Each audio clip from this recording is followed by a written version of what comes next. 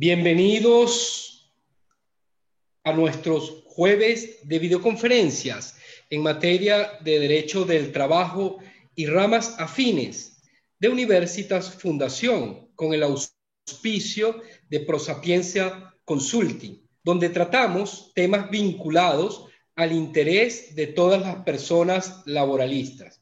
El día de hoy tenemos una exposición muy interesante, de mucha actualidad, que nos va a disertar el profesor y amigo de esta organización, José Luis Ugarte, de Chile. El doctor José Luis nos va a exponer sobre un tema titulado Futuro del Trabajo, Tecnología y Derecho. El profesor es abogado egresado de la Universidad de Chile, es doctor en Derecho del Trabajo por la Universidad de Salamanca, es profesor de Derecho del Trabajo de la Universidad Diego Portales, profesor de la maestría en Derecho del Trabajo en la Universidad Adolfo Ibáñez. Ha sido profesor también en la capacitación y formación de defensores laborales en Chile y en cursos habilitantes para juez de letras del trabajo y ministros de cortes de apelaciones en la Academia Judicial de Chile. Fue director de la Sociedad Chilena de Derecho del Trabajo y de la Seguridad Social. Cuenta con numerosas publicaciones, tanto a nivel nacional como a nivel internacional. Entre sus últimas publicaciones, por mencionar algunas, se encuentra el libro Huelga y Derecho. Ha sido expositor de la misma manera en congresos, jornadas y conferencias, tanto a nivel nacional como internacional. Como les decía, el profesor nos va a hablar sobre el futuro del trabajo, tecnología y derecho. Vale destacar que el derecho del trabajo tiene como uno de sus pilares fundamentales proteger al trabajador. Cuerpo, gesto y voz son los componentes valiosos en el área del derecho que se pretende tutelar. Ahora bien, la progresiva implementación de la tecnología digital e informática genera un proceso de expansión del poder empresarial, de control y dirección sobre los trabajadores, que es históricamente inédito en las sociedades fundadas sobre el trabajo asalariado. Se debe reconocer que el cruce entre protección del trabajador y la intensificación del poder empresarial que acompaña a la señalada imbricación digital genera el desafío central para el derecho del trabajo. ¿Cómo sostener algún límite a la potencial colonización total de la vida privada por parte de las exigencias productivas del trabajo? Pues cierto es, visto desde una perspectiva personal, que enmarcar a los seres humanos dentro de alguna nómina con jornada de trabajo excesiva, extendida y muy controlada por el empleador a través de las plataformas digitales puede degenerarse en una transmutación hacia una nueva versión de un superado fenómeno, como lo era la esclavitud. Pues el espacio temporal se difumina entre el tiempo de trabajo y tiempo de descanso, donde no hay fronteras nítidas. Por ejemplo, Uber permite trabajar 12 horas diarias a sus choferes. ¿Acaso, nos preguntamos, esto no es lo que busca precisamente limitar el convenio número 1 de la OIT? Otra modalidad es la intensificación de la jornada, pues se emplea al trabajador solo cuando se le necesita y se le desecha cuando no se le necesita, por medio de los algoritmos de las plataformas que controlan el tiempo de trabajo. Esto conlleva a tener una actividad sin necesidad de asumir salarialmente una extensión continua de tiempo. Podríamos decir que la verdad es que para estas empresas los mejores esclavos en la actualidad son aquellos que no se dan cuenta que son esclavizados. En fin, el acelerado cambio tecnológico supone relevantes transformaciones para el trabajo asalariado. De la correcta resolución de estos desafíos se juega juega parte importante del destino de las nuevas formas de trabajo y de la libertad de los trabajadores involucrados.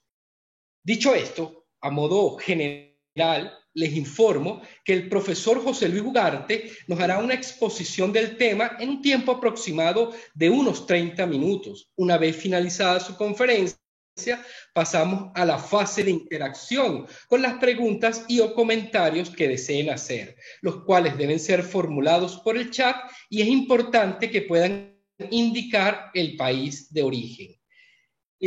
Sin más preámbulos, los dejamos entonces con el profesor José Luis Ugarte. Le agradecemos a todas y a todos mantener sus micrófonos en silencio para no interrumpir al profesor. Pasamos entonces la palabra al profesor, quien nos va a disertar sobre este interesante tema en estos jueves de videoconferencia de Universitas Fundación sobre el derecho del trabajo. Adelante, profesor, el escenario es suyo. Bueno, muchas gracias, Iván, por la invitación a la Fundación. También, por supuesto, para mí es un gusto. No los veo de cara, yo supongo que algunos veo nombres que conozco, así que también saludo a mis amigos que por las circunstancias especiales no nos hemos podido ver en nuestras actividades tradicionales. Déjenme decirles que la exposición que voy a intentar, que es más bien una exploración sobre el tema que se me ha invitado a conversar, una parte al menos de esta exploración está en un artículo que yo le acompañé a Iván sobre trabajo, plataformas. Él podrá hacérselo llegar a los que les interese, un artículo que publiqué hace muy poco en una revista de derecho y por lo tanto algo hay de eso. Lo demás es una exploración más o menos libre que espero que pueda abrir un debate porque partamos por ahí, digamos, no hay certeza sobre los temas que estamos conversando. Esto es una transformación en curso y yo lo que voy a tratar de hacer en esta media hora es sostener básicamente cuatro cosas. La primera es que el derecho del trabajo protege, en rigor no protege al trabajo, sino que protege al trabajador, protege dimensiones valiosas que voy a resumir en la protección del cuerpo, del gesto y de la voz. Esos son los espacios protegidos por el derecho al trabajo, puesto en términos, digámoslo así, metafóricos. En segundo lugar, voy a sostener que la transformación tecnológica en curso, particularmente una de ellas, que voy a llamar imbricación digital, transforma el trabajo. Y al transformar el trabajo, indirectamente pone en dificultades lo protegido por el derecho al trabajo. En el tercer lugar, voy a hacer el cruce entre lo protegido por este derecho y las transformaciones digitales, y particularmente el fenómeno de imbricación y el poder y el aumento del poder empresarial que ese fenómeno supone. Y hacia el final, si es que el tiempo nos da, voy a tratar de elaborar o al menos plantear el término de desafíos para este derecho y la posibilidad de evaluar, y casi más bien en términos de pregunta que de afirmación, si el derecho al trabajo puede lidiar con esta transformación en curso. ¿Estamos de acuerdo? Este es más o menos el íter que voy a seguir en esta exposición. Partamos por lo primero. El derecho al trabajo, a ver, en todos los manuales de derecho al trabajo se dice que se protege el trabajo, ¿no? El principio de protección, etcétera. Pero pocas veces se nos dice exactamente qué es lo protegido. Déjenme ponerlo en estos términos. En mi opinión, lo protegido son tres dimensiones del trabajador y que se pueden resumir en protección del cuerpo, protección del gesto y protección de la voz. Es una forma que me parece interesante de plantearlo más allá de los ordenamientos legales en concreto. Partamos por el cuerpo. Esto no es nada nuevo, ¿no? Todos sabemos que buena parte de las normas del derecho al trabajo buscan proteger el cuerpo, entendido no solo como la dimensión material del trabajador, la corporalidad, como sujeto de esfuerzo físico, sino también la dimensión intelectual afectiva del trabajador. Esto es muy relevante en las reflexiones del último tiempo sobre las sociedades capitalistas, digamos. La dimensión intelectual, la dimensión afectiva del trabajador están en juego en el trabajo. Bueno, si uno mira la protección del cuerpo, De aquí se siguen normas en todos los derechos del trabajo, más o menos hay normas sobre la seguridad y la higiene en el puesto de trabajo, y también hay normas sobre los salarios, ¿no? Todas esas normas buscan proteger la reproducción de este cuerpo que es objeto de esfuerzo, que es el objeto del contrato de trabajo. Eh, pero también se protege el gesto, y esto es bien interesante porque es lo que parece a veces más inadvertidamente, digamos. ¿Qué entiendo por gesto? Fíjense. El trabajador adquiere con la trayectoria que anima al trabajo, particularmente lo que se llamó el Fordismo, una trayectoria laboral, adquiere un ritmo, adquiere eso que se llamaba la profesión determinada, o sea, el dominio y la racionalidad del gesto que se reproduce y sobre el cual se va adquiriendo calificación. Bueno, esa trayectoria, que en muchos países se llamaba carrera profesional, fue objeto de atención muy relevante por el derecho del trabajo. En general, las normas de terminación tenían el sentido de impedir la terminación arbitraria, y tienen el sentido de impedir que el contrato se termine arbitrariamente. ¿Qué nos molesta de la arbitrariedad? Nos molesta que corta de manera abrupta este gesto, esta trayectoria, que es objeto de protección del derecho del trabajo. Y por último, fíjense, estoy haciendo esto de forma muy, digámoslo, descriptiva y además con cierta síntesis por el tiempo, obviamente. Además se protege la voz, que es otra forma de explicar la justificación de lo que llamamos el derecho sindical, digamos. En el fondo, el derecho al trabajo también se hace cargo que el trabajador tiene voz desde fuera de la empresa, que es lo que llamamos lo sindical, digamos, o sea, la participación del trabajador frente, en el marco de un conflicto laboral, frente a la empresa, y a veces incluso, esto es muy interesante, tiene voz dentro de la empresa, dentro de la gestión de la empresa. Por supuesto, me refiero a aquellos derechos más robustos que han caminado hacia sistemas de participación en la gestión. El caso más obvio, el caso alemán y el sistema de cogestión en la empresa. Bueno, eso explica buena parte de las normas del derecho colectivo, que lo que buscan asegurar es darle a este cuerpo que genera gestos, que hacen una trayectoria, una carrera, darle voz en la producción. Eso llamamos, esos son básicamente los sindicatos, esos son básicamente las acciones que realiza el derecho colectivo. Bueno, fíjense, las tres dimensiones dan cuenta, si usted lo mira de esa manera, dan cuenta de la experiencia de lo jurídico laboral. Más allá que hayan derechos que lo logran mejor y otros que lo logran peor, el derecho del trabajo tiene este componente estructural de tridimensionalidad en torno al cuerpo, al gesto y la voz. Eh, Vamos a lo segundo, digamos. Frente, una vez asentado qué es lo protegido, preguntémonos qué pasa con las tecnologías y las transformaciones que producen en este escenario del trabajo. Bueno, fíjense que yo aquí quiero que no nos ocurra esa famosa anécdota griega, ¿no? Contada por Platón, referida a Tales, ¿no? El filósofo que por ir pensando, mirando al cielo, tropeza con una piedra y se cae en un hoyo, ¿no? Por tantas ganas de ver fantasmas tecnológicos, a veces no vemos lo que ya está ocurriendo. Y esto me permite separar lo que yo llamo el polvo de la paja, digamos. Hay cosas, la tecnología está produciendo distintos fenómenos. La pregunta es si todos tienen la misma intensidad y todos van a tener el mismo efecto en el trabajo. La respuesta para mí es que no.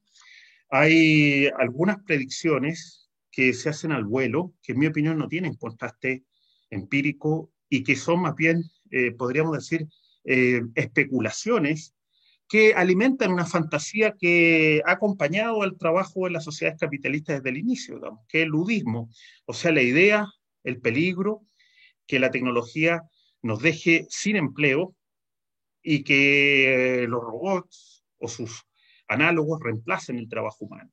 Fíjense que yo descartaría dos fenómenos que en mi opinión son más bien subalternos y no van a ser y nos distraen de lo que está ocurriendo. Uno es la automatización. Esto pasó, es interesante, porque si nos vamos ante la pandemia, parecía que faltaban pocos días para que los robots ocuparan nuestros lugares de trabajo. Hoy día ya prácticamente se dejó de hablar de golpe de la automatización, pero si ustedes recuerdan, antes de la pandemia, los robots estaban acechando los puestos de trabajo. La pandemia ha acreditado que esa era una especulación más de fantasía que de realidad. No hay ninguna evidencia, y de hecho los estudios que acreditaban eso quedaron todos descartados. Hay varios estudios que decían que la mitad de los trabajadores iba a ser reemplazado por robots en los 5 años siguientes. Estoy hablando de estudios de hace 7, 8 años atrás. No hay ninguna evidencia empírica que eso haya ocurrido. Además, ese es un hecho futuro y meramente especulativo, digamos. En el corto plazo no parece ser que los robots estén disponibles para transformar. Y además, no solo porque la tecnología no existe, sino por el contexto político en el que las tecnologías se insertan. No tengo tiempo para tomar ese camino, pero las tecnologías no operan en la nada. Las tecnologías requieren legitimarse políticamente. La automatización generaría un enorme efecto, si es que fuera real, fíjense, y dejaran a la mitad de los trabajadores sin empleo. Eso generaría un terremoto político que, en mi opinión, es muy difícil de prever, cuando el fenómeno, insisto, ni siquiera parece ser cierto en el corto plazo. Así que, en mi opinión, un hecho futuro como la automatización no nos puede distraer de lo que está ocurriendo. Y lo otro, bien interesante porque se ha alimentado de la pandemia, es el hecho del teletrabajo, ¿no? La idea de que uno escucha por ahí decir que el teletrabajo llegó para transformar el trabajo. A ver, de partida el teletrabajo no va a ser la forma general de trabajo en el futuro. De hecho, el teletrabajo es un hecho presente, a diferencia de la automatización, que es un hecho futuro más o menos especulatorio. El teletrabajo lo estamos viendo todo, es un hecho presente, pero es un hecho presente regresivo. Es un hecho que, según se vaya ajustando a la normalidad, es un hecho que va a ir en descenso. Y el teletrabajo no va a volver a ser insignificante como lo era antes de la pandemia, pero no va a ser, bajo ningún respecto, el modo de trabajar. ¿Estamos de acuerdo? Fíjense que las pocas estadísticas que hay, cuando uno habla de estos temas, déjenme citar el caso de mi país, porque es la estadística que conozco, el teletrabajo en Chile, según el último estudio que ha hecho el Observatorio de la Universidad de Diego Portales, que es la estadística que hay, no alcanza el 10% hoy. Y en su mejor momento, en plena pandemia, alcanzó el 20%. La mayoría de las economías latinoamericanas se parecen a esta, digamos, son economías que se mueven entre materias primas y servicios, particularmente turismo, servicios básicos. Esas economías no pueden ser, no son susceptibles de ser teletrabajadas en términos mayoritarios. Por lo tanto, el teletrabajo es relevante, pero tampoco es el hecho futuro que va a ser el modo de trabajar. Y estos son dos hechos, fíjense, un hecho futuro especulatorio como es la automatización, un hecho presente pero que va en regresión como el teletrabajo, o que va a ir en regresión según la normalidad nos acompañe, nos pueden hacer perder, en mi opinión, la vista sobre lo central. Y lo central es un hecho que es presente, pero que además es progresivo. Es un hecho que ya está con nosotros y que va a ir positiva y efectivamente acompañándonos cada día más en la experiencia del trabajo. Y me refiero a lo que, por ponerle un nombre en español, digamos, podríamos llamarle imbricación digital. ¿A qué me refiero con esto? Algo que todos vivimos en nuestros lugares de trabajo. La tecnología móvil, la tecnología digital móvil nos acompaña en nuestros bolsillos por cualquier lugar en que nos encontremos. Ya sea a través de un teléfono, un smartphone, o ya sea a través de un notebook, nosotros estamos en condiciones de trabajar en cualquier lugar y en cualquier momento de la existencia. De manera tal que, si lo miramos desde el punto de vista de la empresa, el trabajador y empresa están conectados o pueden potencialmente estar conectados, y voy a ocupar aquí un lema del capitalismo contemporáneo, 24/7. O sea, es posible, este es el hecho que está ocurriendo ahora y que no va a dejar de ocurrir, sino que se va a acrecentar, se va a intensificar en los próximos años. ¿Qué es la idea? Esto la literatura sociológica la llama la colonización del trabajo, la vida por el trabajo más bien. El trabajo coloniza todos los espacios vitales, ya no hay nada que esté fuera del trabajo. Esto es una fórmula que dice relación con que todos portamos a través de la tecnología al trabajo, a nuestros lugares de descanso, de recreación, y la línea que dividía trabajo de vida libre, de vida no laboral, se diluye, dando lugar a una totalidad que es el trabajo, digamos. De ahí la importancia que El trabajo no va disminuyendo su importancia, sino todo lo contrario, se transforma en el hecho social total, porque no hay ningún espacio, no hay ninguna sombra donde uno pueda librarse de las exigencias productivas. Fíjense que esto lo retrata muy bien. Los laboralistas les gustaba y les gusta mucho la figura de un autor que yo creo que todos ustedes conocen, que es Foucault, ¿no? Esta idea de la sociedad disciplinaria, ¿no? Eh, Fíjense que yo les recomiendo que dejemos de hablar de sociedades disciplinarias y sigamos a otro filósofo francés, que es Deleuze, que habla de la sociedad del control.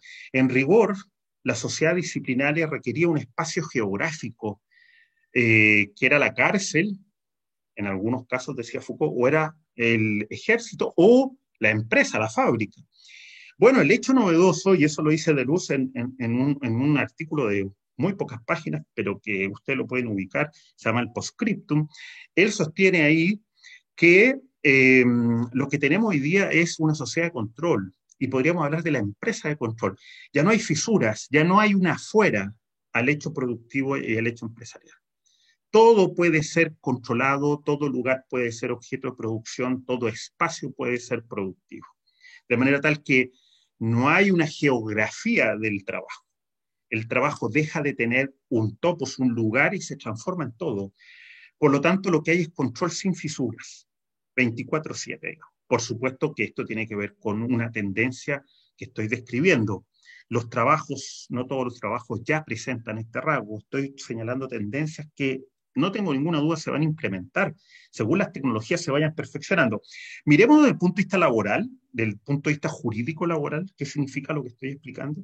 Bueno, la imbricación digital del trabajador, eh, yo creo que cada vez nos acercamos más al cyborg, ¿no? El cyborg no es el robot, fíjense, que no va a llegar como se pensaba que iba a llegar tan rápido. Lo que va a llegar antes y lo que ya tenemos es el cyborg, que es la mezcla entre ser humano y tecnología. Este trabajador que ya somos casi todos nosotros que no podemos no portar un terminal donde conectarnos para seguir produciendo, real o potencialmente. Bueno, fíjense que en algún sentido este hecho de la sociedad de control en los términos de Deleuze tiene que ver, si lo analizamos en las coordenadas del derecho laboral o de los términos que a los laboralistas nos suelen ser más usuales, lo que va a ocurrir, lo que produce es un efecto de expansión del poder empresarial. Eso que en los libros de derecho está relatado en todos los países como el poder de dirección, de mando, todo ese tipo de cosas. Bueno, ese poder se expande y pierde referencia geográfica. Ya no hay fábrica. Ese poder se puede ejercer en cualquier lugar y en cualquier momento, como estoy sosteniendo aquí. Se expande en un proceso de expansión inédito en la historia del trabajo. Nunca antes el trabajador estuvo sujeto a un poder de control que no tiene fisuras, que no tiene geografías y que puede actualizarse potencialmente las 24 horas del día. Como lo he dicho en alguna otra exposición a que me han invitado a este tema, solo va quedando un rincón, como dice un autor Crary, el único rincón que va quedando de sombra, de opacidad a este hecho de imbricación digital y expansión del poder empresarial es que es el hecho del sueño, es el hecho que dormimos. Pero una vez que despertamos, quedamos a merced del control productivo. Bueno, fíjense que esta descripción, con esto termino porque el tiempo me lo estoy gastando en esto, digamos, pero quería poner los dos términos que quiero cruzar. El, el sentido de lo protegido por el derecho al trabajo, cuerpo, gesto, voz del trabajador, el encuentro de esas dimensiones de lo humano que trabaja con la tecnología y el proceso que, en mi opinión, es más potente y que está produciéndose hoy, que es la imbricación digital. El cruce de eso genera un formidable desafío para el derecho del trabajo. Digamos. ¿Por qué? Porque ese poder expandido, ese poder disciplinario y de control, como lo he estado retratando, citando a Deleuze, tiene que ver con, tensiona, o digamos, lo pongamos en estos términos, restringe, afecta todas las dimensiones que antes expliqué. Todo lo protegido por el derecho del trabajo, en términos de cuerpo, gesto y voz, todo se ve afectado, tensionado por la aparición, por la irrupción de esta implicación digital y la expansión del poder empresarial. Esto se manifiesta, por supuesto, aquí no tenemos tiempo, pero déjenme plantearlo en estas condiciones, esto no se manifiesta en un solo efecto. Hay un conjunto de fenómenos aparentemente heterogéneos, pero cuya raíz es el encuentro entre esta dimensión humana del que trabaja y lo protegido por el derecho del trabajo y este poder empresarial aumentado, expandido por lo digital. Veamos algunos de estos ejemplos que, le insisto, esto no se manifiesta en un solo fenómeno, sino que tiene una manifestación, podríamos llamar, si uno la mira desde afuera, desordenada, heterogénea, pero que se conduce al hecho del aumento inédito del poder empresarial sobre el trabajador en términos de control. Por ejemplo, desde el punto de vista del cuerpo, basta revisar la jurisprudencia comparada y las reflexiones de la literatura laboral comparada, no solo en la literatura, digamos, en español, digamos, de la literatura, y particularmente la literatura anglo, o en inglés, que tiene que ver con la relevancia que ha adquirido en las reflexiones del derecho al trabajo, el acoso, por ejemplo, como figura central. Y ya no el acoso sobre el cuerpo del trabajador en términos individuales, sino lo que se llama el acoso organizacional. O sea, cuando la organización es tan exigente sobre los trabajadores producto de esta implicación digital, como tengo disponible al trabajador las 24 horas, los 7 días de la semana, las exigencias productivas sobre los trabajadores generan fenómenos de acoso como nunca antes se vieron, e incluso generan patologías nuevas sobre el cuerpo del trabajador y la mente del trabajador. Patologías como el síndrome del trabajador quemado, para decirlo en español, o la depresión, y los enormes problemas de patologías psíquicas que, cuidado, están animadas por un lugar de trabajo, como dice un autor francés, que hace sufrir a las personas. Está la carga, la exigencia de productividad de responder al control. El trabajador se abruma al sentir que no hay espacio de oscuridad porque todo puede ser alumbrado por la luz del control digital. Este es un fenómeno muy relevante, indesmentible, en todos los derechos del trabajo esto se ve, basta leer jurisprudencia, basta leer debate, algunos incluso le ponen el nombre de violencia en el trabajo, que no tiene que ver con un ejercicio físico de violencia, de agresión sobre el cuerpo, sino de una presión desmedida por la productividad. En términos del gesto, fíjense, el gesto, esta especie de protección de la trayectoria, del conocimiento que iba adquiriendo el trabajador con el tiempo, lo que explicaba la protección de las jornadas estables y continuas. Bueno, hoy día tenemos una enorme presión, y la enorme presión tiene que ver con el entorno digital y tecnológico. Hoy día la presión es porque se construyan jornadas discontinuas en regímenes precarios de terminación. Hoy día la empresa puede contar con trabajadores, de eso de hoy cuenta en el artículo que les acompañé a través de Iván y la Fundación. La empresa no requiere internalizar los trabajadores porque tiene un mercado de cientos de trabajadores que no necesita incorporar físicamente al trabajo, basta que los contacte vía terminal digital y dispone de miles de horas de trabajo que están a su disposición cuando las necesite.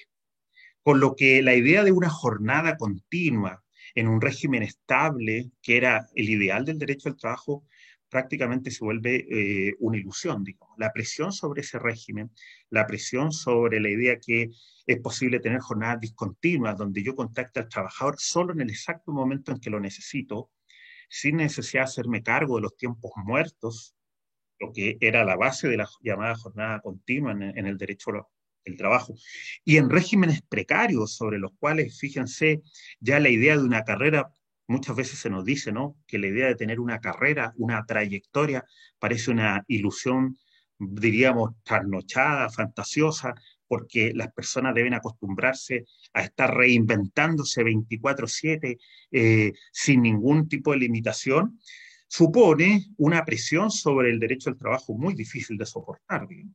La emergencia, la presión sobre regímenes de inestabilidad en el empleo y particularmente sobre las jornadas continuas. Yo no es necesario enterarse mucho de lo que pasa en cada país, pero no hay ninguna duda que grandes los debates que se nos vienen son sobre las jornadas de trabajo, ¿Quién se hace cargo? Un ejemplo que todos estamos viendo ahora, porque en todos los países esto se está produciendo. ¿Quién se hace cargo del tiempo muerto en el trabajo de plataforma? Una vez que los trabajadores de plataforma sean considerados subordinados, debate que yo creo inevitable, o sea, etapa que creo que se va a superar inevitablemente. Este debate, si la plataforma es subordinada o no, en mi opinión, es ya parte del pasado. La pregunta es, una vez que el derecho al trabajo ocupe sus técnicas regulatorias, ¿qué va a hacer con la jornada de esos trabajadores que en rigor son contactados por el pedido, por el viaje? Porque la tecnología le permite al empleador disponer de horas celulares de trabajo sin necesidad de incorporar geográfica y físicamente al proceso productivo del trabajador. Bueno, hay un enorme desafío para el derecho al trabajo en ese sentido. También para la voz, esto lo digo muy de paso porque veo que el tiempo se me va acabando, también hay una presión sobre la voz de los trabajadores, digo. No solo por el hecho evidente que es mucho más difícil organizar a trabajadores que no están en el mismo espacio geográfico.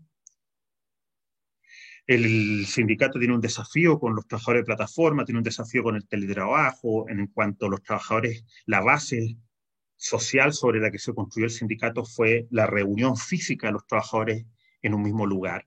Si ese hecho se va progresivamente perdiendo, obviamente los sindicatos tienen un problema más difícil de responder, pero no solo por eso, sino por el agresivo discurso que la cultura empresarial en este entorno digital ha adquirido sobre los sindicatos. Como la tecnología alimenta la ilusión de la productividad sin fisura, de una productividad total, de un rendimiento total, el hecho sindical aparece como una distorsión. La idea del conflicto, esto no es necesario que se lo acredite, veo algunos nombres y el mismo Iván, todos sabemos del conflicto colectivo de trabajo y del conflicto laboral. El derecho al trabajo tradicional asumía el conflicto como una etapa fisiológica de las relaciones laborales. Bueno, basta que ustedes salgan a la literatura de la gestión de la empresa hoy día, el sindicato es mirado como un hecho conflictivo patológico que debe ser erradicado porque genera fisuras en este espacio productivo total que las tecnologías están aceitando, están permitiendo, están lubricando para que este ideal se concretice.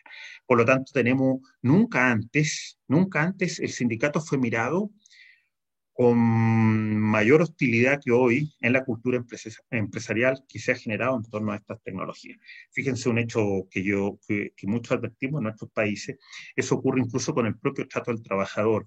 La idea de alejarlo del conflicto explica por qué ahora se les llama colaboradores y no trabajadores. La idea de eh, eh, hacer elusiva la historia del conflicto, del trabajador como alguien que genera resistencia frente a este, insisto, este espacio productivo que la digitalización, la existencia de esta imbricación digital alimenta, digamos. No tengo tiempo para explicar o para profundizar esto, pero las tecnologías no son solo un terminal, un proceso mecánico, van acompañadas de una narrativa, de un hecho cultural. Igual como el Fordismo se impuso no solo por las máquinas, sino por la idea de la ética del trabajo, el espíritu del capitalismo, como lo llamó Weber, lo que tenemos hoy día es algo muy parecido junto a lo que estoy explicando, a la conectividad total del trabajador las 24 horas, es necesario crear la cultura para que ese trabajador esté disponible a conectarse. Ahora esa cultura mira al hecho sindical como un problema, como una hostilidad total. Y por lo tanto, el sindicato no solo tiene dificultades materiales, tiene dificultades ideológicas, culturales, para construirse como un contradictor legítimo dentro de sociedades como las que estamos conociendo. Bueno, podría contar muchos hechos más que manifiestan lo que estoy explicando, son efectos en mayor o menor medida de esta implicación digital. Y voy al último punto, en los minutos finales. Fíjense que he escrito, lo protegido por el derecho al trabajo, el impacto que cierta transformación tecnológica genera, que es la expansión del poder empresarial a raíz de la unión entre la tecnología digital y el cuerpo del trabajador en sentido amplio. Y ahí nos queda y he mencionado además cómo todo esto tensiona los espacios protegidos por el derecho al trabajo. La pregunta final, y que probablemente los va a dejar decepcionados como exposición, es si el derecho, y es la pregunta que yo creo que nos deberíamos hacer, es si el derecho al trabajo está en condiciones de responder a este desafío. Yo tengo mis dudas, déjenme decirlo, sé que aquí hay muchos laboralistas, yo tengo mis serias dudas que el derecho al trabajo, como lo conocimos, con sus técnicas tradicionales, que son básicamente dos, la protección a través de normas legales mínimas, cuya aplicación depende del Estado, y las inspecciones del trabajo, por decirlo de alguna manera, y la técnica sindical, o sea, la construcción de la autotutela por los propios trabajadores. Yo albergo mis dudas que esas técnicas estén en condiciones de hacer eso que el derecho al trabajo ha sido desde siempre. Hay un autor italiano que se llama Caseta, con doble C y doble T, ¿no? Que sostiene que el sentido de lo laboral también está en Sinsheimer. Esto es fijar un límite, una frontera, dice él, entre, y uno podría citar también a Polanyi, ¿no? El derecho al trabajo tiene el sentido de poner una frontera a la mercantilización total de la vida. La pregunta que yo creo que tenemos que hacernos los laboralistas, y probablemente va a superar a nuestra generación a todo esto, porque esto es un proceso que recién está desencadenándose, la pregunta es esta: ¿está el derecho al trabajo como lo conocemos, en la estructura que todos lo conocemos, a través del Estado y normas legales, laborales, derechos laborales ordinarios, de los códigos, de las leyes laborales, o a través del hecho sindical y los mecanismos de protección, de autotutela, los trabajadores están en condiciones de enfrentar el desafío tecnológico que aquí he escrito, que por lo demás no es muy original porque está escrito en la literatura? En mi opinión, yo albergo dudas. Por supuesto que no quiero responder que no, más bien planteémoslo en términos de dudas. Tengo enormes dudas sobre que esto pueda ser respondido por el derecho al trabajo. Una posibilidad de sostener que, igual como ocurrió hace 150 años atrás, tenga que nacer un nuevo derecho que haga de frontera o de límite. El derecho al trabajo fue la respuesta de las sociedades a esa demanda hace un siglo y medio atrás. ¿O será nuestro mismo derecho al trabajo, nuestro viejo y querido derecho al trabajo, el que logrará responder a este enorme fenómeno de colonización de la vida del trabajo, de la vida por parte del trabajo y la exigencia de la productividad? Eh, Cierro con esto. ¿Por qué tengo dudas? Porque no creo que los estados, a través de la fiscalización laboral, estén en condiciones de dar cuenta de este fenómeno. Un ejemplo notable es lo que se llama el derecho a la desconexión, sobre el cual se han albergado, en mi opinión, expectativas absolutamente desproporcionadas. En todas las leyes que se están dictando de teletrabajo se están incorporando o se está incorporando esta idea de derecho a desconexión. En mi opinión, en buena parte de esos sistemas, ese derecho no se va a respetar porque el Estado no parece tener la capacidad de fiscalizar derechos de esa naturaleza, que además se ejercen en un marco privado, en un marco de la privacidad de la jornada que se desarrolla en el lugar, fuera del lugar de la empresa, perdón. Y también albergo dudas sobre la respuesta colectiva. Eh, si uno mira la acción de los sindicatos, y particularmente en América Latina, podría decir en todo el mundo en todo caso, pero en América Latina en particular, la acción sindical está fundamentalmente concentrada en la dimensión salarial de la relación laboral. Las posibilidades que el sindicato se pueda hacer cargo, incluso siendo muy robusto, de poner una frontera en la colonización del poder empresarial de la vida en la práctica, como aquí la he descrito, me despierta, serias dudas. Me parece que el mecanismo sindical le queda grande este enorme desafío que las tecnologías están planteando a la protección del trabajador en las dimensiones que anteriormente señalé. Bueno, muchas gracias, Iván. Eso sería. Escucho si queremos dialogar, preguntar, etcétera. Muchas gracias al profesor José Luis. Como siempre, excelentes sus conferencias.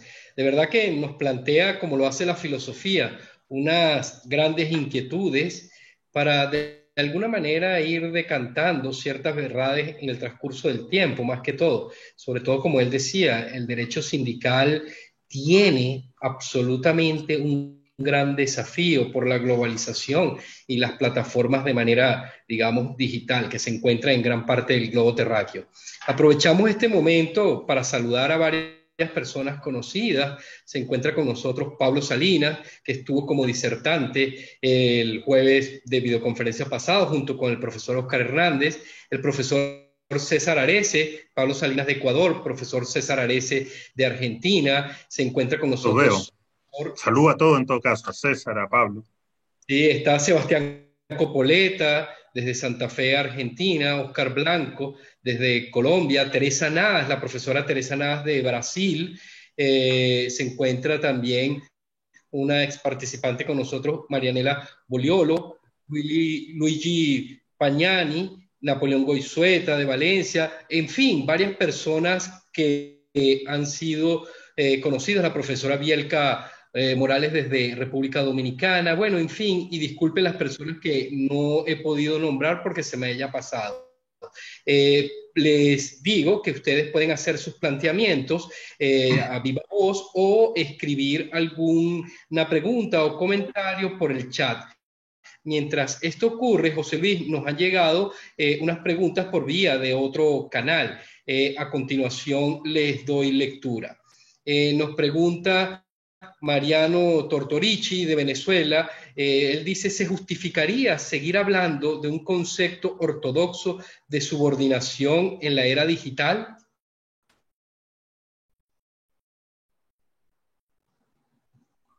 ¿Lo respondo ahora, Iván? Vamos así. Sí, yo creo, vamos una a una, va Perfecto. respondiendo y hago la segunda. Sí, en mi opinión, interesante. En el trabajo que yo le acompañé a Iván, me hago cargo un poco de este problema.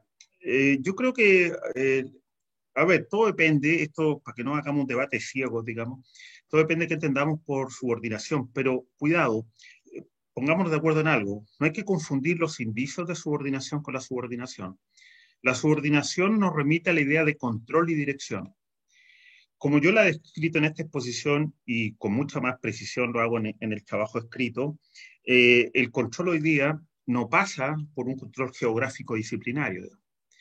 Para yo poder explotar al trabajador, y lo estoy diciendo explotar en sentido descriptivo, no se asusten, no en sentido normativo político, sino explotar, el trabajo va de eso, de explotación, de sacarle energía a un cuerpo, energía física y mental. Eh, para hacer eso, yo ya no necesito tener ese trabajador situado en un espacio geográfico. Entonces hay que hacerse cargo de que buena parte de los conceptos que nosotros habíamos manejado en la cultura jurídica tienen que ver con el hecho que yo explicaba en términos de Foucaultiano. Lo cito a Foucault porque yo he visto que todos los que escriben citan a Foucault en esto, digamos, que era la idea de la disciplina geográfica, no el panóptico de ventas, ¿no? La idea de una cárcel donde el vigilante puede ver a todos los reclusos sin que lo vean. Todos saben eso de ventas, ¿no? Esa famosa idea. Bueno, esa idea el contenido de la subordinación se construyó en torno a ese tipo de control disciplinario.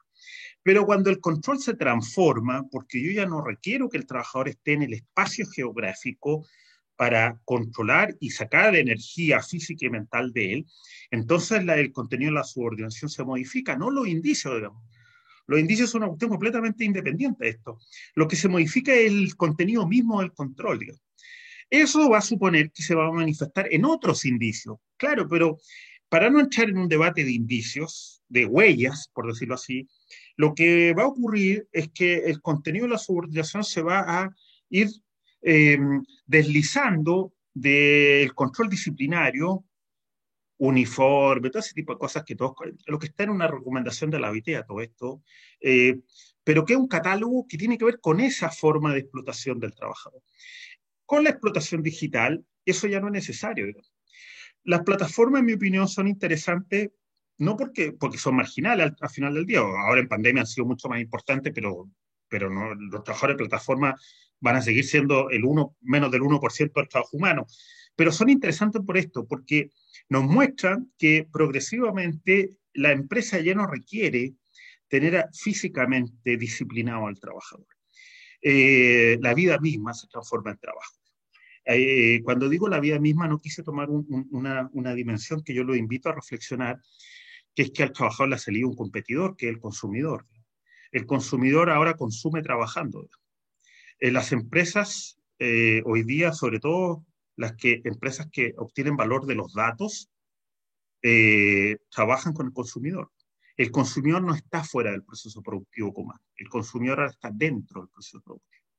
Y eso uno a veces lo ve no solo con los clics en acceso a las páginas. Todos estamos viendo cómo a los consumidores se les van trasladando tareas, digamos. Antes que pasara la pandemia, en el aeropuerto ya prácticamente Lo que ya faltaba es que uno mismo se asignara el asiento y se colocara y se repartiera la comida. Lo que está ocurriendo es que se está trasladando mucho el trabajo humano hacia los consumidores, porque por las tecnologías, todo esto, porque las empresas hoy día tienen la capacidad de conocer al consumidor en el acto mismo del consumo. La tecnología permite un flujo tenso e inmediato entre consumidor y producción. Todo eso tiene efecto en el caso del trabajo, por supuesto. El trabajador tiene que compartir parte de su trabajo con el consumidor, que cuando consume evalúa y presta, por lo tanto, servicios, en algún sentido laborales, donde la empresa saca valor, dinero, y eso es un fenómeno nuevo, digamos, que hay que comenzar a tenerlo en cuenta, digamos. Mucho la relación trabajador-consumo se altera en este nuevo escenario productivo. Bueno, pero para no irme por esa rama, simplemente volver a la subordinación, tenemos un nuevo contenido de la subordinación. Por supuesto que ese nuevo contenido se va a expresar en nuevas formas de indiciaria, pero eso es obvio. ¿Cómo esperamos que un nuevo contenido de control se exprese en la antigua forma indiciaria? Eso es absurdo. La pregunta que se tiene que hacer el juez, perdonen que lo traslade al caso concreto porque estaba muy abstracto, pero vamos al caso concreto. El juez tiene que preguntarse, cuando tiene un caso de plataformas, tiene que preguntarse, ¿hay control o no aquí? No si hay indicios materiales de eso del Fordismo. ¿Alguien de esta sala alberga dudas que hay control tecnológico sobre esos trabajadores? Pero si cuando uno pide algo, hasta uno lo puede controlar como consumidor. Miren, se manifiesta lo que acabo de decir. Uno ya es parte del proceso productivo porque uno abre la aplicación y ve perfectamente dónde viene el trabajador. Esa capacidad de control supone una laboralidad, una subordinación que evidentemente expresa un contenido distinto de incorporación del trabajador a la empresa. Ahora, la pregunta es, fíjense, yo en el caso de plataforma no me lo preguntaron, pero los invito a todos a reflexionar esto. Aquí se va a plantear el clásico debate laboralista. Yo sé que aquí son muy jóvenes todos los que están, pero hace 15 años atrás se discutía exactamente lo mismo con los teletrabajadores. Vayan a ver la doctrina laboral de hace 15 años. Se discutía, los teletrabajadores son trabajadores o no son trabajadores. Hoy día ya nadie discute que son trabajadores. Bueno, lo mismo va a pasar con las plataformas. En mi opinión, hay que ya dar por superado el debate de la subordinación de las plataformas. La pregunta es si el derecho al trabajo quiere cumplir con su función, ¿cómo va a regular las plataformas? Porque las plataformas le permiten al mundo empresarial obtener valor sin necesidad de incorporar al trabajador, geográfica y disciplinaria. Y ahí se planteó un problema central, yo lo cuento porque en Chile se está intentando regular, yo he asesorado a algunos parlamentarios, y el gran debate, no nos engañemos, es la jornada, digamos, los tiempos muertos. ¿Quién le va a pagar al trabajador que está a disposición de la empresa y el capital ese tiempo que está esperando el mandado? Digamos? Si lo trasladamos a nuestros clásicos trabajadores dentro de la fábrica, ¿alguien tiene duda que eso se llama, cambiará el nombre supongo, pero en Chile se llama jornada pasiva o se llamará de otra forma en otros países, pero eso es de cargo de la empresa. Ahora, ¿qué hacemos con el trabajador de plataforma que todos vemos en la esquina parado esperando a la salida del local de restaurante que llegue el encargo y el pedido? Yo creo que ya estamos en esa etapa. Yo sé que, por supuesto, quizás me estoy adelantando, pero creo que el desafío del derecho al trabajo ese no es la subordinación. En mi opinión es cómo regulamos figuras donde el trabajador, donde la fábrica desaparece y donde entonces no hay una afuera, todo lugar es lugar de trabajo. Bueno, quizás me fui por una rama, me preguntaron una cosa y terminé hablando de otra, pero bueno, Iván. Muchas gracias, José Luis. Han llegado algunas preguntas por el chat, pero quería abordar primero las que nos llegaron por el otro canal con el cual hemos comenzado. A su vez nos pregunta Claudia Alzuru de Colombia. ¿Existen otras opciones distintas a las de indicios de la recomendación 198 de la OIT, como por ejemplo esa creación teórica estadounidense para el derecho laboral como es el denominado ABC-TEST? ¿Cree que esta herramienta jurídica, pregunta ella, podría ser la clave para descifrar si existe una relación laboral o no con una plataforma tecnológica en los casos que deba analizarse?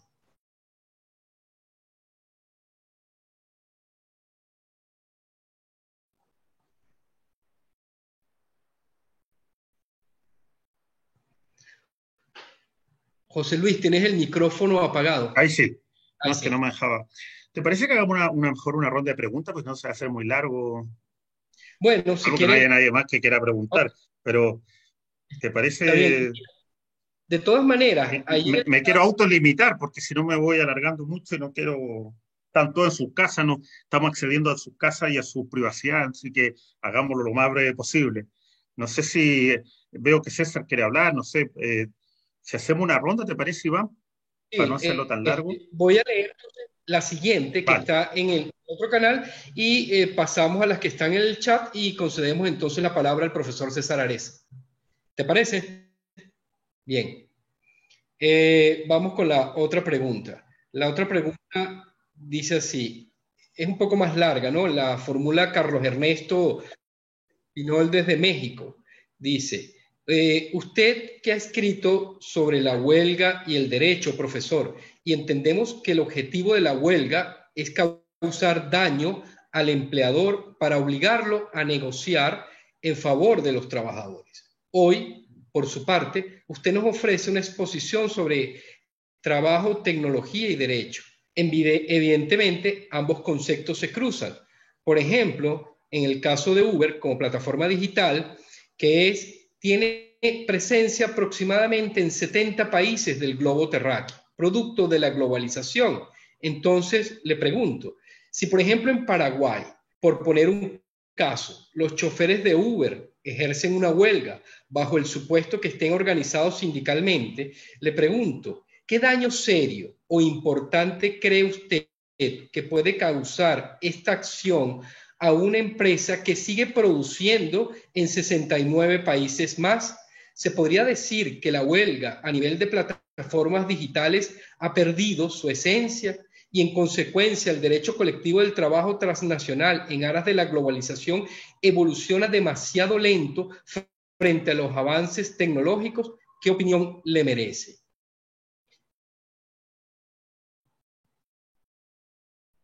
No sé si quieres contestar esas dos o continúo con las que están en el chat.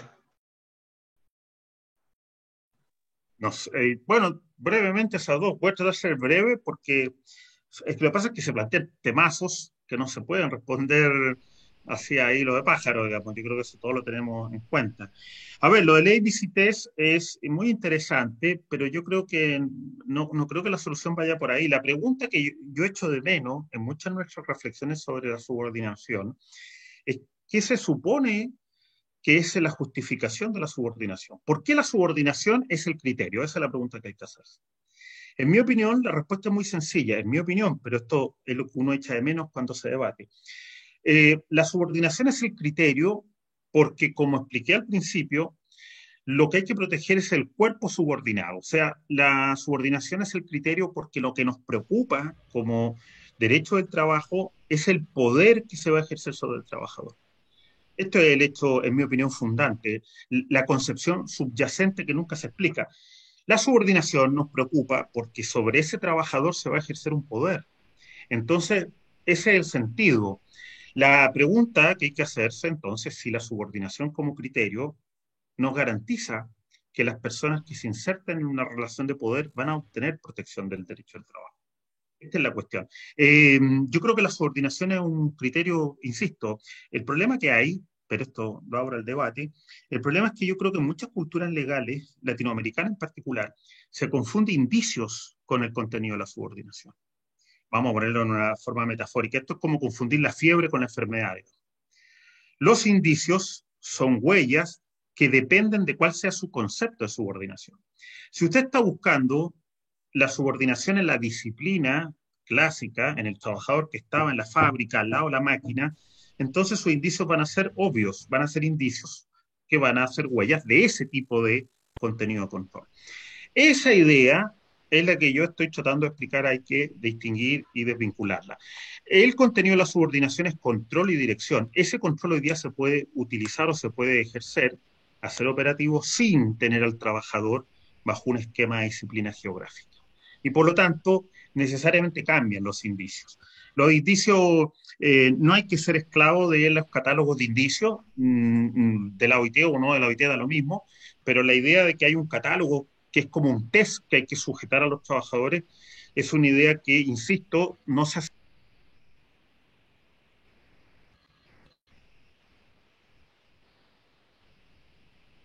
José Luis, se te fue el audio.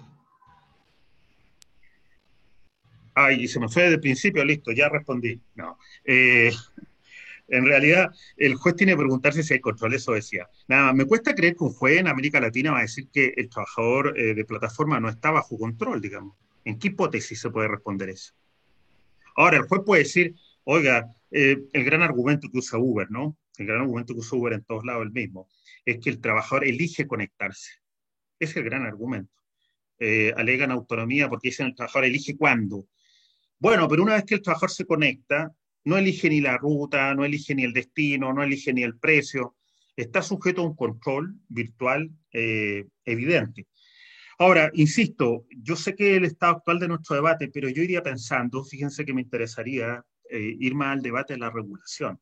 Si el derecho al trabajo, si aquí la gente, a mi reflexión final, de si el derecho al trabajo va a estar en condiciones o no de responder a este fenómeno de la imbricación de la unión tecnológica cuerpo, la pregunta es cómo vamos a regular esta nueva figura de trabajo que se desplaza desde el espacio fábrica al espacio vida. Es un desafío muy difícil de responder. Y yo creo que ahí está nuestro gran... Estamos elaborando las primeras fórmulas, en mi opinión. Quizás vamos a estar aquí, la próxima generación va a responder esta pregunta. Yo creo que el derecho de desconexión es el primer intento, insisto, muy débil, con muy pocas proteínas, para decirlo de alguna manera, para responder a esta colonización, como dice la literatura, de las sociedades como las estamos conociendo. Huelga, nada más. Sobre la huelga, no sé cómo responder la pregunta, está muy bien, pero lo pongo solo en estos términos. Las tecnologías operan en sentido, ¿qué quieren que les diga? Operan en sentido, eh, digamos, bidireccionales, van en un lado, van en otro sentido. Efectivamente, las tecnologías, al trabajar separados, los trabajadores es más difícil el fenómeno huelguístico, ¿no? Pero también las tecnologías generan coordinación entre los trabajadores. Y en el caso de las plataformas, es un buen fenómeno porque ya estamos viendo que los primeros sindicatos logran cierto éxito, digamos. Se están empezando a dictar leyes, digamos. Entiendo que en España se acaba de dictar una ley. En Chile estamos regulando, estamos intentando regular en el Congreso un proyecto de regulación legal de plataforma. Y mucho viene derivado del movimiento sindical incipiente que se coordina a través de las tecnologías. Yo creo que las huelgas van a cambiar de fisonomía, pero estamos muy tempranos para adelantar eso. Creo que la tecnología puede efectivamente disminuir la potencia de la huelga, pero cuidado, también la puede aumentar, digamos, porque las tecnologías permiten su uso subversivo, digamos.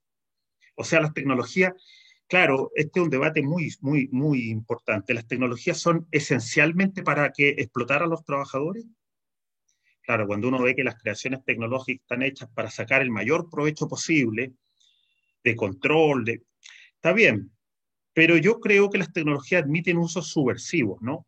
Y esos usos subversivos permiten coordinación de los trabajadores. Al principio del derecho laboral, cuando los trabajadores los metieron en una fábrica, la fábrica del siglo XIX, los empleadores no lo hacían porque querían que se conocieran y formaran sindicatos. Lo hacían simplemente porque era la forma de coordinar la producción. Ahora, junto con eso, necesariamente los trabajadores se conocieron y comenzaron a generar resistencia. La cooperación que la empresa requiere de los trabajadores, ya sea real físicamente o tecnológicamente, también ayuda a los trabajadores a organizarse.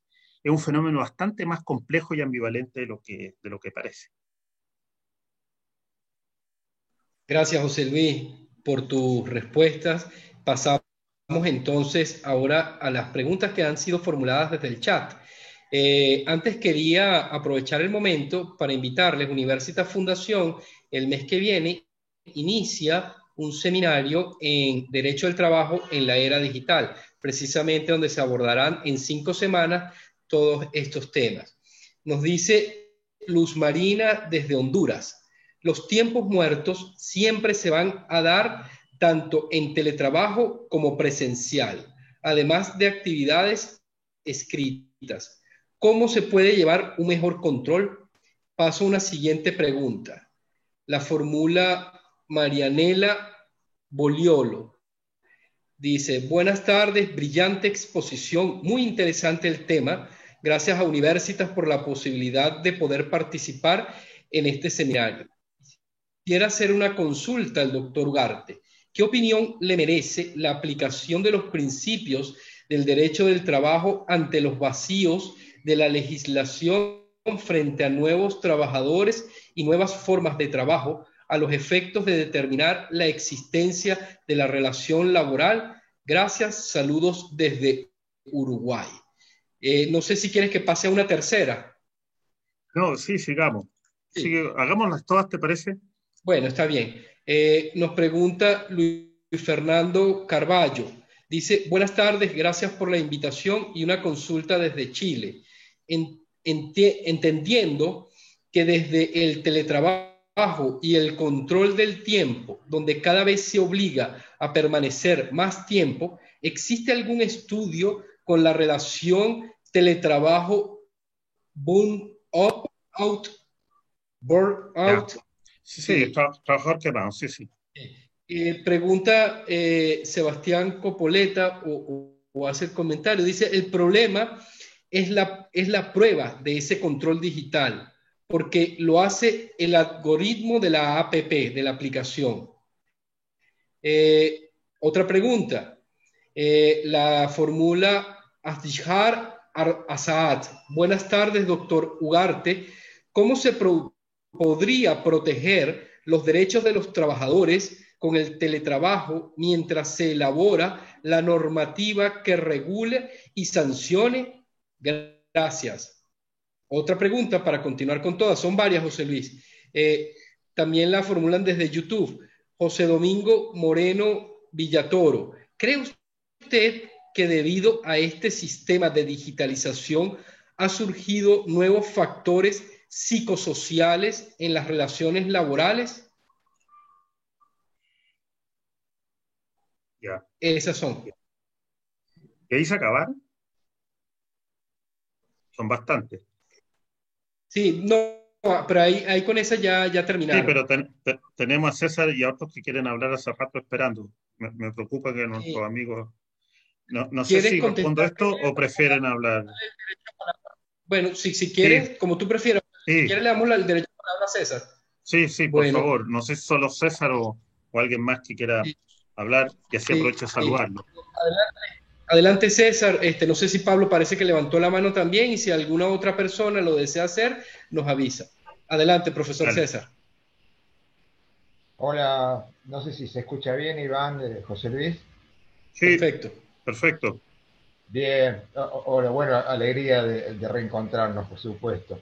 Eh, no, en realidad yo pedí la palabra justamente para, por supuesto, felicitarte por la magnífica exposición, además decirte que comparto eh, el 100% de lo expresado, analizado magníficamente, pero en tu exposición central había notado, y por eso apagué las luces acá, cierta depresión, cierto escepticismo acerca del futuro, lo que me parece que enmendaste con las posibilidades tecnológicas de generar contrafuegos y formas de organización, de acción, incluso de negociación colectiva desde los trabajadores.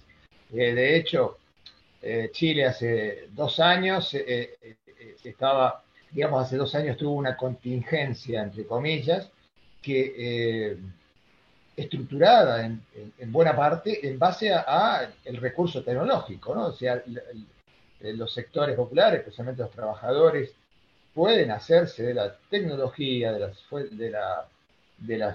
nuevos recursos informáticos para la acción, para organización. Y eso es lo que quería aportar, simplemente que después vos magníficamente lo acotaste. Eh, y además aportar a esto también de que el balance es absolutamente negativo, porque quien detenta la tecnología y los recursos informáticos obviamente genera poder. Entonces, en este sentido hay un desbalance. Pero me parece que hay resquicios, que hay de algún modo forma de estructurar, de idear, de ingeniar, de pensar cómo los trabajadores se hacen de estas tecnologías para revertir, por ejemplo, como huelgas a través de los medios tecnológicos. Y simplemente una acotación, no me quiero extender más, la pelea por el encuadramiento de trabajadores de plataformas en el derecho del trabajo está, creo, balanceándose a favor de los trabajadores, pero acabo de recibir una sentencia del primer juzgado de letras de Santiago, donde rechaza una demanda de varios trabajadores de Pedidos Ya, Chile, considerando que no hay relación de dependencia. Supongo que ya la tendrás y me ha preocupado muchísimo porque es uno de los casos aislados, ¿no? Pero en contra. Simplemente esta acotación. Muchas gracias por su brillante exposición. Muchas gracias al profesor César. Déjalo Sí. ahí porque si no, no voy a poder responder, pues ya son muchos temas. Y después damos una vuelta. Me parece que mi amigo Sebastián y Pablo quieren participar. Yo, bueno, parto por César. Un gusto saludarte, César.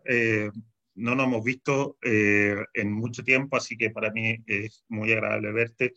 Yo quiero decir que sí, lo de las tecnologías, tú sabes que hay un gran debate fuera del derecho laboral, que si las tecnologías admiten esos usos subversivos, digamos, subversivos en el sentido, no se asusten, de un uso que no vaya necesariamente para el rendimiento del capital, sino que sirva a organizar a los trabajadores. Yo creo que es un debate interesante, incluso la literatura lo remite al propio Marx. Ustedes saben que hay una gran discusión sobre si Marx era un pesimista o un optimista sobre el uso tecnológico alternativo, ¿no? Sí, yo creo que la respuesta es ambivalente, como tú lo señalas, pero no hay que olvidar que las tecnologías la racionalidad científica está puesta en relación de la producción. Y por lo tanto, a ver, esto es evidente, digamos, todas las invenciones productivas estamos viéndolo con las vacunas, qué mejor ejemplo, ¿no? Están al servicio de los que controlan los sistemas productivos. Por eso tenemos todo este debate si las vacunas deben liberarse o no.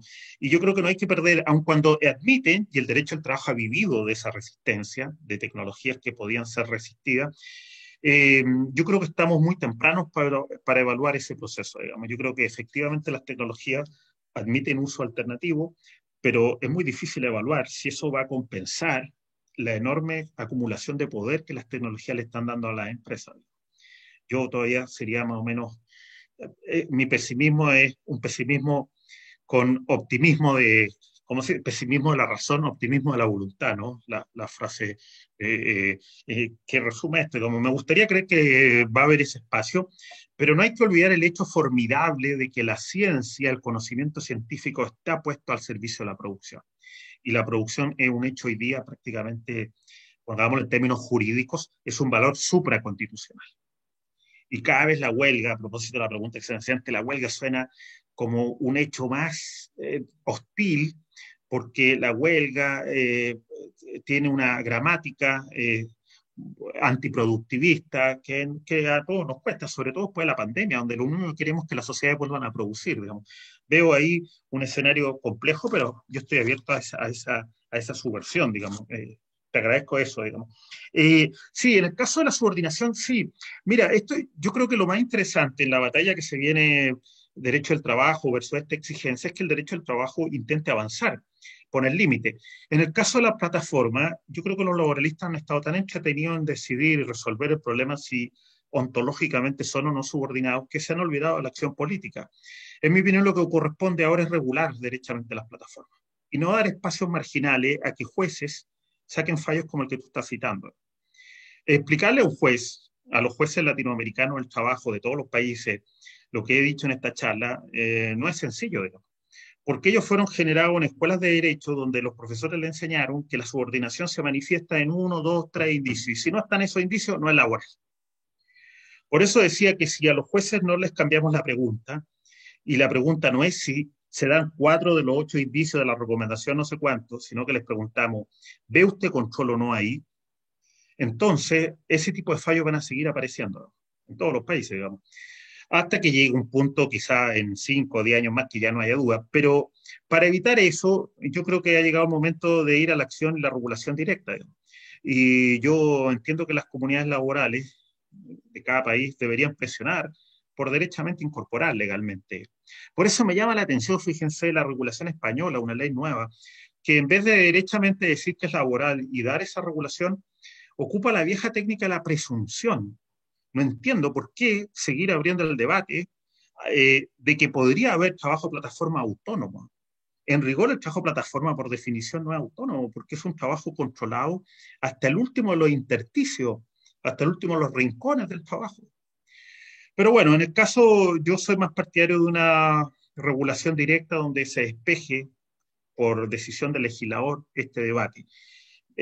Por supuesto que el escenario político para el derecho al trabajo se hace cargo de lo que estoy explicando. El derecho al trabajo hoy día carece de la fuerza que tenía hace 60, 70 años atrás, donde el derecho al trabajo reclamaba con toda pretensión política ser el derecho al trabajo, de todos los trabajos. Hoy día, evidentemente, no lo dije en mi exposición, pero lo sumo, algunos de ustedes que saben lo que yo he escrito, saben que tengo esa línea. En mi opinión, la falta de vitamina política del derecho al trabajo puede vincularse a derechos fundamentales. Creo que ahí hay un espacio de trabajo muy interesante para el derecho al trabajo, que es la idea de reforzar la protección del trabajador, ya no pensando en el contratante débil, sino pensando en el ciudadano que trabaja. Creo que es muy fuerte. Y doy el ejemplo de lo que está pasando en mi país. En mi país, al sistema político le hace mucho más fuerza decir que estos trabajadores son ciudadanos que están siendo explotados sin respeto a sus derechos fundamentales, que decirle que son el viejo contratante débil del derecho laboral que requiere leyes laborales. La energía política de la idea de derechos fundamentales es hoy día muy superior a la idea de derechos laborales. Creo que el derecho laboral debería explorar el vínculo con la idea de derechos fundamentales y trasladarlo como una suerte de técnica, tú lo sabes bien, César, porque has escrito sobre esto, de protección a los trabajadores. Pero bueno, déjenme responder algunas, hay muchos temas, honestamente me superan la cantidad, se han planteado demasiados temas como para responderlo así. Sí, lo de Sebastián, no sé si va a volver a hablar, sobre la prueba. Sí, es cierto, pero reafirma lo que estaba diciendo ahora. En mi opinión, hay que ir hacia una regulación laboral directa e inmediata de esa figura. No, porque efectivamente hay que probar, hay que generar medios de prueba de esa relación, pero también la prueba está condicionada por qué hechos, por qué indicios entendemos que son decisivos.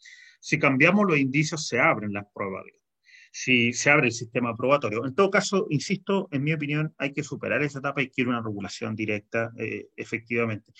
Hay una pregunta muy interesante que en mi exposición la pasé muy rápido, que es el tema de los efectos psicosociales de las nuevas tecnologías. El temazo. ¿Qué quieren que les diga? Hay un autor francés de Jours que habla del sufrimiento en el trabajo. Yo creo que ese es el problema que tenemos hoy día. Esta tecnología, todos los estudios de teletrabajo, no sé si ustedes han accedido a alguno de ellos, toda la literatura sobre teletrabajo que se está haciendo ahora, no en el derecho, sino en la sociología en particular, muestra lo mismo. El teletrabajo extiende las jornadas sin límites y genera problemas graves para la estabilidad psíquica y emocional de los trabajadores, que son sometidos a jornadas sin limitación. Da lo mismo que tenga contrato de trabajo y que hay una ley que diga que son 8 horas. Eso no se respeta, eso dicen todos los estudios que hay sobre sociología del trabajo en esta materia, y los trabajadores quedan entregados a una sensación de confusión total entre la vida privada y el trabajo. Eso genera el síndrome del trabajador quemado. Efectivamente, hay una relación que no es del punto de vista del derecho, digamos, porque el síndrome del trabajador quemado es un síndrome de un trabajador con agobio que no soporta esta presión. Es una de las batallas más difíciles para el futuro del derecho al trabajo. ¿Cómo hace con aquellas patologías que, fuera del marco de las enfermedades profesionales y ese tipo de regulaciones, someten al trabajador a una presión? Hoy día el problema que tenemos es que esa presión está legitimada tecnológica y culturalmente. Se asume que el exceso de productividad es algo, es un hecho legítimo desde el punto de vista de la explotación de los trabajadores. Doy un dato y muy interesante, que lo leí hace muy poco, que explica la explosión dramática de la literatura de autoayuda en todos los países del mundo. Muchos de los que están acá, los conozco, son visitadores de librerías como yo. Cuando uno va a las librerías que extraño, como las de Buenos Aires, por ejemplo, ¿qué encuentra uno? Que el ítem de autoayuda hoy día prácticamente no duplica, triplica, cuadriplica el de filosofía, el de sociología. ¿Qué explica eso? Bueno, hay una autora que eso lo explica el sufrimiento en el trabajo. La gente está llevando vidas de trabajo sufriente que requiere ayuda, asistencia, porque el rendimiento, las exigencias de rendimiento se hace muy difícil de soportar. Lo planteo como un dato interesante para tener en cuenta en este punto. Eso, Iván, no sé si se me puede quedar una pregunta, pero es que veo que el tiempo avanza y... Perfecto. Vamos a concederle entonces el derecho de palabra a Pablo y a Sebastián. Si alguna otra persona desea intervenir, nos lo hacen saber y si no, pues damos por concluida la actividad con las intervenciones de Pablo desde Ecuador y Sebastián desde Argentina. Aprovechamos el momento para enviar un saludo también al profesor Rubén Castro de Ecuador. Adelante, Pablo, puedes reactivar tu micrófono. Muy buenas tardes, Iván. Un gusto saludarte como siempre. Un gusto a José Luis. Realmente muy enriquecedora esta intervención que ha tenido el día de hoy. Al profesor Arese igualmente y bueno, a todas las personas que han estado esta tarde en esta excelente intervención de José Luis. Bueno, yo quería un poco mencionar algo que me parece que es importante. Estas nuevas tecnologías básicamente lo que están tratando es de lograr eficiencias que ayudan a las empresas en su propósito más importante, que es ganar más dinero. Y bueno, pues en ese ánimo, tal vez las empresas que utilizan a la tecnología se están blindando a través de estas figuras que bueno, van creando estas modalidades atípicas, digámoslo así, de contratación.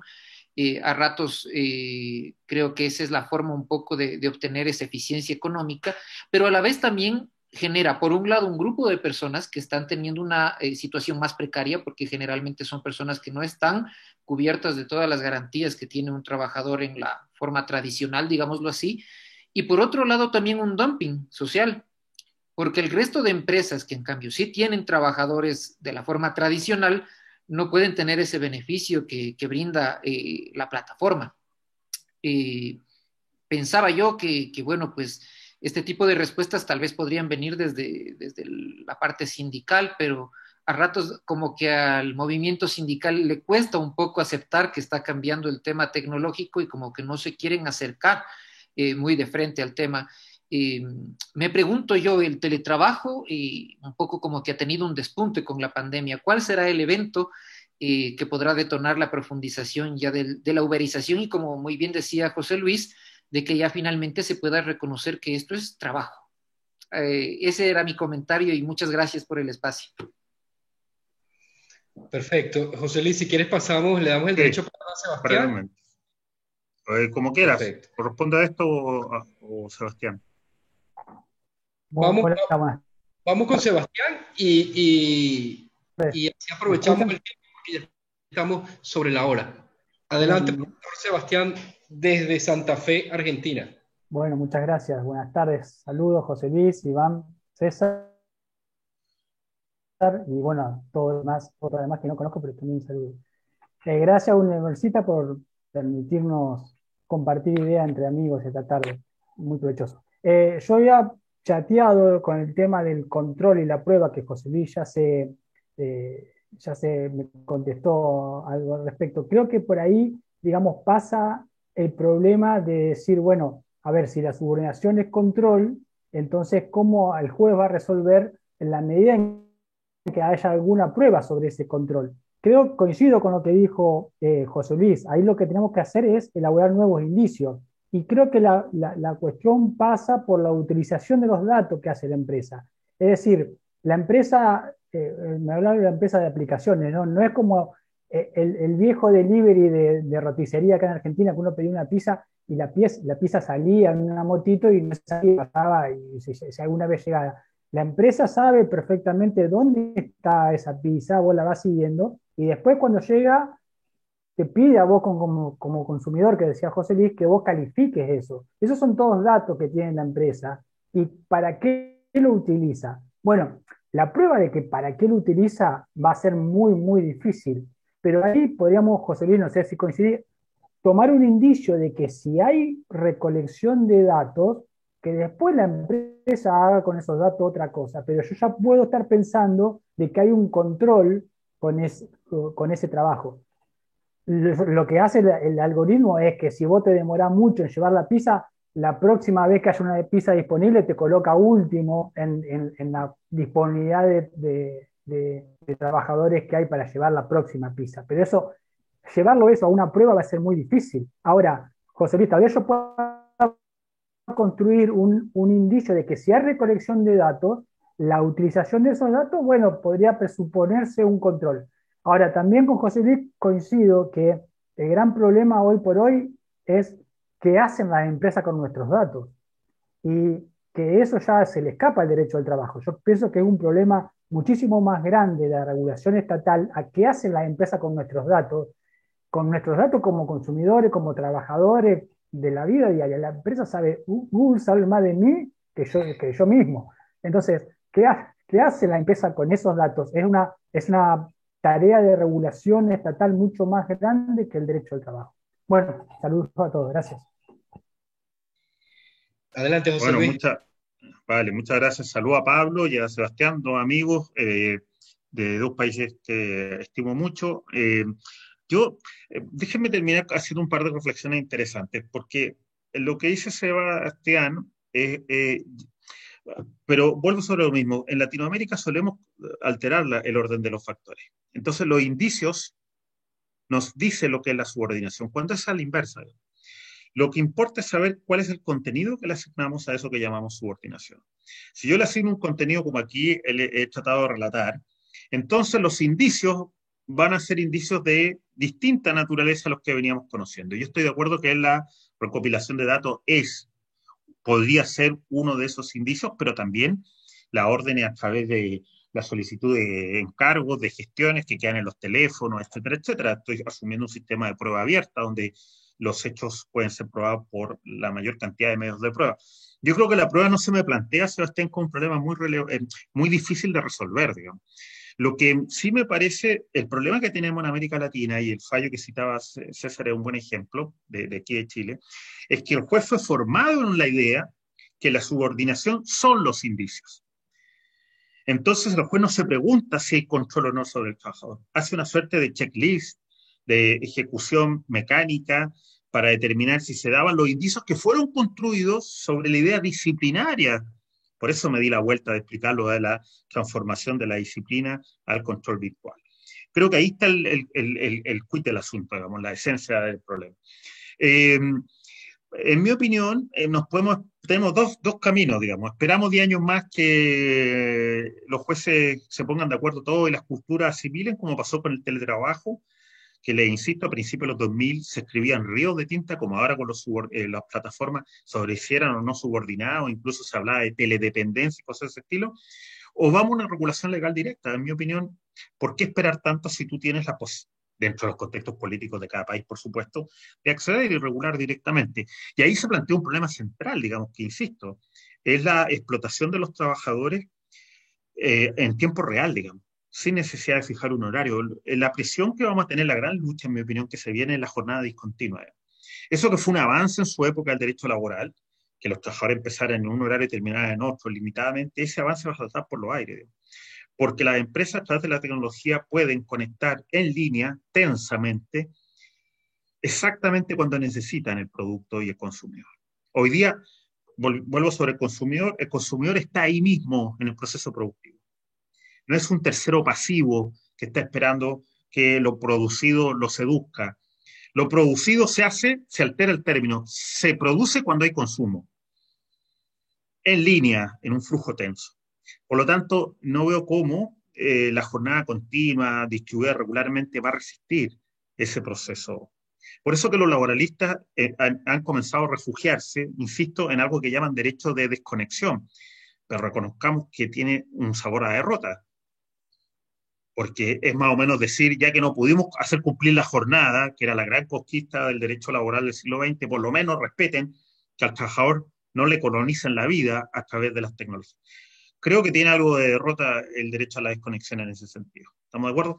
De derrota de los derechos laborales en general. La idea de derechos fundamentales creo que hay que trabajarla, vuelvo sobre eso. Me parece que yo más que hablar de desconexión hablaría de un derecho a la privacidad repotenciado. Por supuesto que requiere un trabajo de cultura jurídica que no se ha hecho, pero yo creo que por ahí hay una, ya que para no quedar en el pesimismo de que decía César, creo que por ahí hay una luz, así, dentro de un panorama que en general lo veo relativamente oscuro. Como lo deben ver todos los laboralistas, porque todos los laboralistas hemos nacido viendo el panorama oscuro, no recuerdo, salvo alguien que haya nacido en la década, haya sido mayor en los 45, 50, en la época ahora del derecho al trabajo, en general el derecho al trabajo ha vivido en las penumbras. Pero, pero interesante sobre lo que dice Pablo. Y una cosa, el consumo. Es interesante eso, los efectos de la tecnología no solo son en el trabajo, la recopilación de datos tiene que ver con lo que decía antes, pero en algún sentido sí tiene que ver con el trabajo, que es que el consumidor, insisto, es un fenómeno que los laboralistas no estamos mirando, que es que el consumidor se está incorporando al proceso productivo. Ya no es un tercero ajeno que está esperando un producto. El producto se hace a partir de sus datos. De hecho, esos datos son recopilados de manera continua, 24/7, y por lo tanto la pregunta es, ¿cómo va a lidiar el trabajador? Por eso que fíjate que casi todas las teorías emancipatorias políticas ya no tienen al trabajador en su centro. Si uno lee lo que están escribiendo los autores tipo Tony Negri, cosas de ese estilo, ya no piensan que el trabajador va a dar un salto y va a echar abajo el capitalismo. Ya nadie piensa en los trabajadores en esos términos.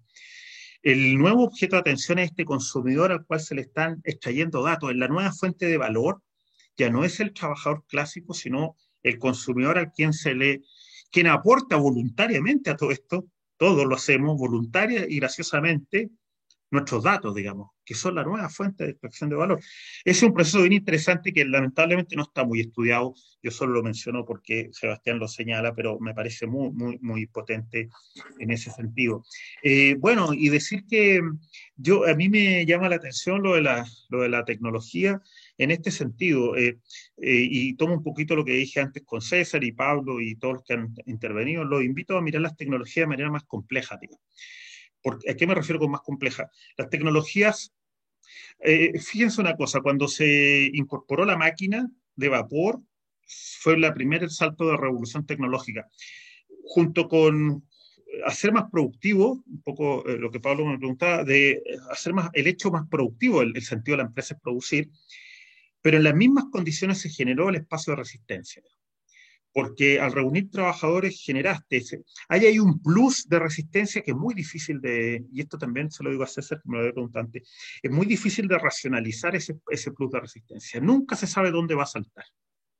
¿Estamos de acuerdo?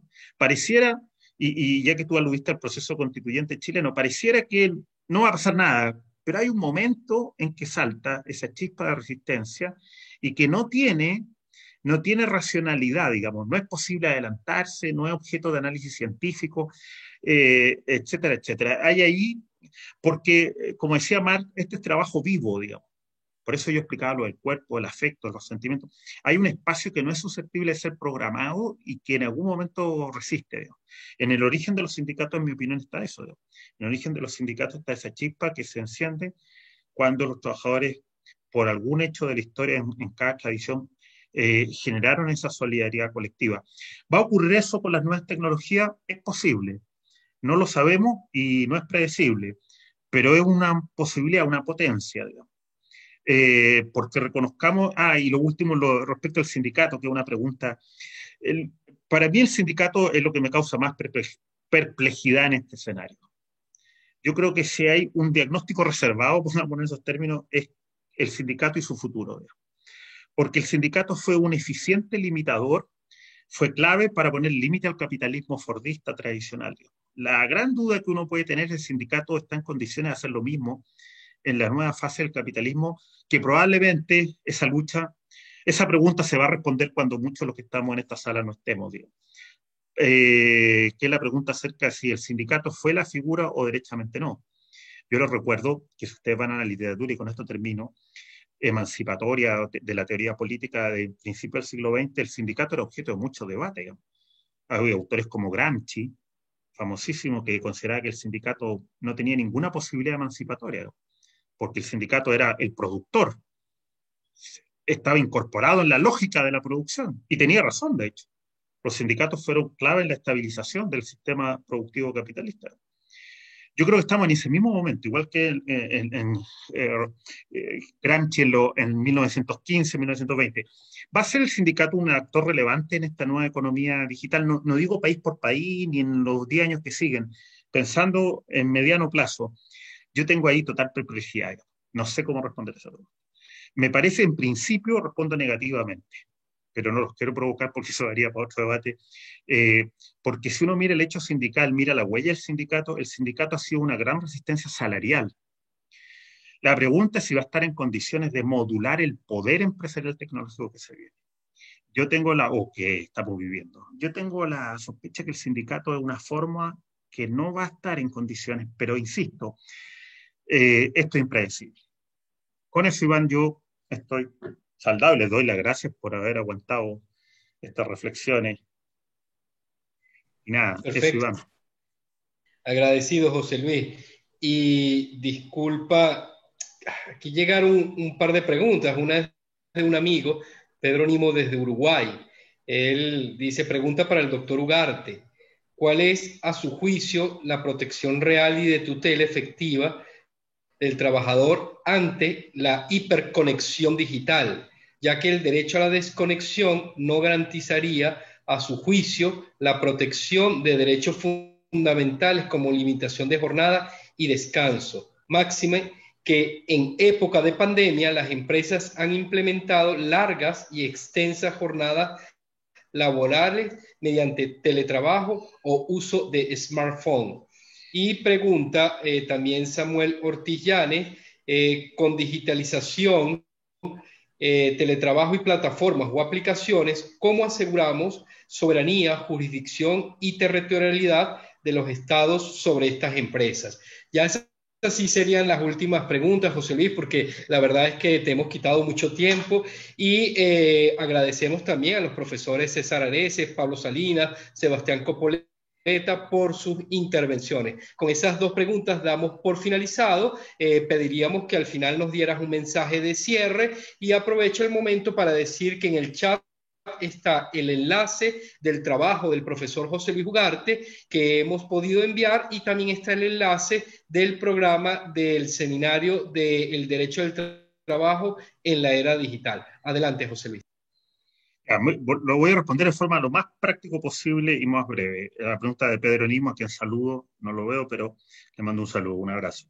Fíjense, bueno, yo creo que nosotros en América Latina, hablemos de América Latina, tenemos dos tradiciones, digamos, con intermedios, pero tenemos la tradición, diríamos, que ha puesto su centro de protección, de la protección de estas tres dimensiones del trabajador, de la que hablé, cuerpo, voz, gesto, en los sindicatos, y otros que probablemente lo han puesto o lo han puesto en la ley, digamos, y en la acción del Estado. La pregunta que tiene que hacerse cada uno es si, dadas las características de su sistema legal, el derecho de desconexión va a ser eficaz, digamos, esa es la pregunta. La pregunta que yo me haría en Uruguay, por ejemplo, si los sindicatos van a poder garantizar que el derecho de desconexión se respete. Esa es la pregunta. Yo no me voy a atrever a responder por un laboralista uruguayo, pero esa es la pregunta. Y en el caso de los laboralistas de los países que tienen modelos más bien legales, donde el sindicato tiene una acción más bien marginal, que podríamos decir son los del Pacífico de Sudamérica, la pregunta es la misma pero respecto a la ley y el Estado y la administración del trabajo. Yo respondo por mi país para no cometer ningún acto de imprudencia. En absoluto, la posibilidad de que el Estado haga cumplir a través de la administración del trabajo el derecho de desconexión es nulo. Eso es letra muerta. Y no quiero ser imprudente y decir que sospecho que en muchos países es exactamente lo mismo. Entonces, el desafío del derecho al trabajo es responder esa pregunta. Creo que un camino, pero no tuve tiempo para explorarlo acá, y por eso digo que la desconexión suena como a derrota, ¿no? Suena como a la derrota del laboralismo tradicional, de que como la jornada no le funcionó, elaboremos un derecho nuevo que por lo menos garantice que al trabajador pueda estar fuera de la mirada de la sociedad de control de la que hablé antes. Yo creo que yo le veo mejor futuro, ya iremos probando, a la idea de derecho a la privacidad. Creo que es una idea más potente que el derecho a la desconexión. Probablemente puedan confundirse y conectarse, y eso rebustecería la protección. Pero creo que por ahí va el camino, digamos. Creo que los países que no protegen el derecho a la privacidad de los trabajadores potentemente, difícilmente van a proteger el derecho a la desconexión, más que la ley digan una u otra cosa. Y la pregunta para los del lado más atlántico o el caso uruguayo es si los sindicatos están en condiciones de brindar esa protección, digamos. ¿Bajo qué sanciones? ¿Bajo qué consecuencias, digamos? ¿Bastará solo la presión sindical? Esa es más o menos la cuestión con la que respondo, Iván, y nada, no voy a hacer más reflexiones porque ya he hecho muchas y solo agradecerles. Para mí ha sido un gusto estar con ustedes después de tanto tiempo. Comúnmente lo que hacíamos después de esto era tomar alguna copa de vino, algún restaurante, en algún lugar donde nos encontráramos. Yo espero que eso vuelva a ser así y seguimos conversando y discutiendo estas cosas que nos gustan tanto, y que podríamos estar mucho rato discutiendo, comiendo y tomando una copa de vino. Así que los saludo a todos y espero que esa posibilidad se dé en el más breve tiempo posible. Muchas gracias, Iván. Muchas gracias, José Luis. Excelente como siempre. Y ojalá pronto podamos volvernos a ver en algún país para tratar todos estos temas que nos unen a todas las personas laboralistas. Y nada, pues nos despedimos el día de hoy.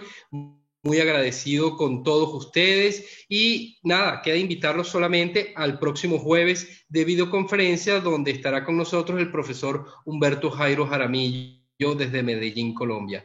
Un gran abrazo y nos despedimos. Que estén muy bien. Gracias. Chao.